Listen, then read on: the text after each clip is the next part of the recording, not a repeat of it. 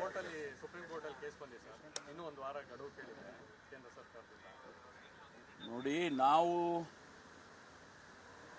ಕರ್ನಾಟಕದ ಇತಿಹಾಸದಲ್ಲೇ ಇಷ್ಟೊಂದು ಭೀಕರವಾದ ಬರಗಾಲ ಬಂದಿರಲಿಲ್ಲ. ಇಡೀ ರಾಜ್ಯದಲ್ಲಿ 226 ತಾಲೂಕನ್ನು ಸರ್ಕಾರವೇ ಅಧಿಕೃತವಾಗಿ ಘೋಷಣೆ ಮಾಡ್ತು. ಅಂಥ ಪರಿಸ್ಥಿತಿಯಲ್ಲಿ ಯಾವುದೇ ಕೇಂದ್ರ ಸರ್ಕಾರ ಒಂದು ರಾಜ್ಯ ಸರ್ಕಾರಕ್ಕೆ ಸಹಾಯ ಹಸ್ತವನ್ನು ಕೊಡ್ತಕ್ಕಂಥದ್ದು, ಒಂದು ಕಾನೂನಿನ ಚೌಕಟ್ಟಿನಲ್ಲಿ, ಎರಡು ಮಾನವೀಯತೆ ದೃಷ್ಟಿಯಲ್ಲಿ ಮತ್ತು ಒಕ್ಕೂಟದ ವ್ಯವಸ್ಥೆಯಲ್ಲಿ ಪರಸ್ಪರ ನಾವು ಆಡಳಿತ ಮಾಡುವಾಗ ಇದನ್ನು ಪ್ರತಿಯೊಬ್ಬ ಭಾರತೀಯನೂ ಕೂಡ ಅಪೇಕ್ಷೆ ಪಡ್ತಾರೆ.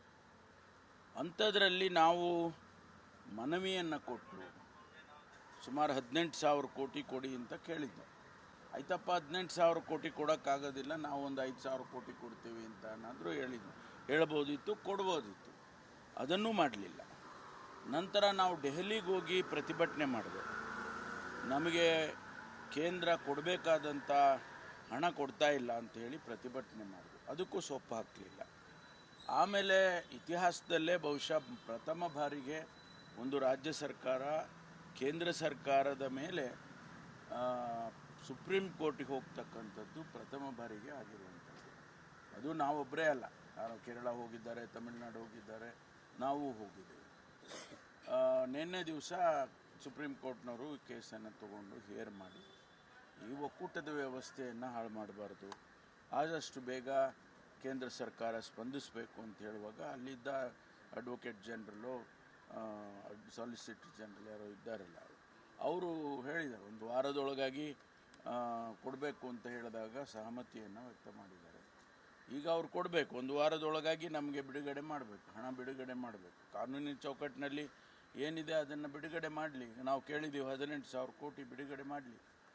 ಅದಕ್ಕಾಗಿ ಇವತ್ತು ಅಲ್ಲಿ ಪ್ರತಿಭಟನೆ ಮಾಡ್ತಾ ಇರ್ತಾರೆ. ಒಂದು ವಾರ ಕಾಯ್ಬೋದಿತ್ತ ಅಂತ ಸರ್?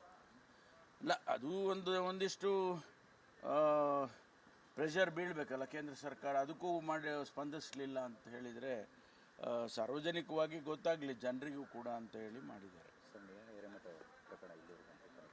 ಅದು ಈಗ CIDಗೆ ವಹಿಸಿದ್ದೇವೆ, ಅವರು ತನಿಖೆ ಮಾಡ್ತಾರೆ. ಅದಕ್ಕೆ ಸಮಯನೂ ನಿಗದಿ ಮಾಡಿದ್ದೇವೆ. 10-12 ದಿವಸದೊಳಗಾಗಿ ತನಿಖೆ ಮಾಡಿ ವರದಿಯನ್ನು ಒಪ್ಪಿಸಬೇಕು ಅಂತೇಳಿ CID ಅವರಿಗೆ ಒಪ್ಪಿಸಿದ್ದೇವೆ. ನಿನ್ನೆನೇ CID ಟೀಮ್ ಹೋಗಿದೆ ಅಲ್ಲಿಗೆ, ಅವರು ಕೆಲಸ ಪ್ರಾರಂಭ ಮಾಡ್ತಾರೆ. ಸರ್, ಇವತ್ತು ಪ್ರಿಯಾಂಕಾ ಗಾಂಧಿ ಅವರು ಬರ್ತಿದ್ದಾರೆ ಪ್ರಚಾರಕ್ಕೆ. ಚಿತ್ರದುರ್ಗಕ್ಕೆ ಬರ್ತಾ ಇದ್ದಾರೆ, ಬೆಂಗಳೂರಿಗೂ ಬರ್ತಾ ಇದ್ದಾರೆ. ಅವರು ನಮ್ಮ ಪ್ರತಿಷ್ಠಿತ ನಾಯಕರಲ್ಲಿ ಅವರು ಒಬ್ಬರು ಇದ್ದಾರೆ. ಹಾಗಾಗಿ ಅವರು ಕರ್ನಾಟಕಕ್ಕೆ ಬರ್ತಾ ಇರ್ತಕ್ಕಂಥದ್ದು ನಮಗೆಲ್ಲ ಸಂತೋಷ ತಂದಿದೆ. ಸ್ವಾಭಾವಿಕವಾಗಿ ಅವರ ಅಜ್ಜಿ ಶ್ರೀಮತಿ ಇಂದಿರಾ ಗಾಂಧಿಯವರನ್ನು ಹೋಲ್ತಾರೆ ಅಂತ ಹೇಳಿ ಏನು ಮಾತುಗಳಿದ್ದಾವೆ. ಮಹಿಳೆಯರಿಗೆ ವಿಶೇಷವಾಗಿ ಒಂದು ಆಕರ್ಷಣೀಯವಾಗಿ ಇರ್ತದೆ. ಹಾಗಾಗಿ ಭಾಳ ಸಂತೋಷ ಅವರು ಬರ್ತಾ ಇರ್ತಕ್ಕಂಥದ್ದು.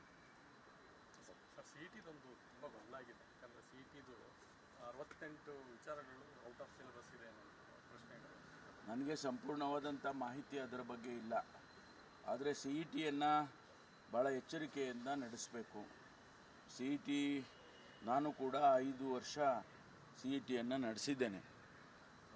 ಯಾವುದೇ ಗೊಂದಲ ಇಲ್ಲದೆ ಒಂದು ವರ್ಷವೂ ಕೂಡ ಯಾವತ್ತೂ ಕೂಡ ಈ ರೀತಿ ಗೊಂದಲ ಆಗಿರಲಿಲ್ಲ. ಹಾಗಾಗಿ CET ಮಾತ್ರ ಭಾಳ, ಯಾಕೆಂದರೆ ಮಕ್ಕಳ ಭವಿಷ್ಯ ಅದರಲ್ಲಿ ಇದೆ.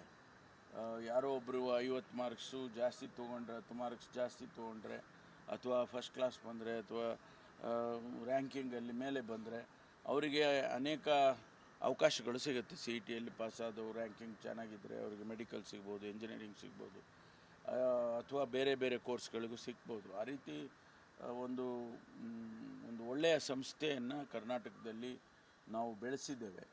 ಅದನ್ನು ಚೆನ್ನಾಗಿ ನಡೆಸಬೇಕು. Thank you.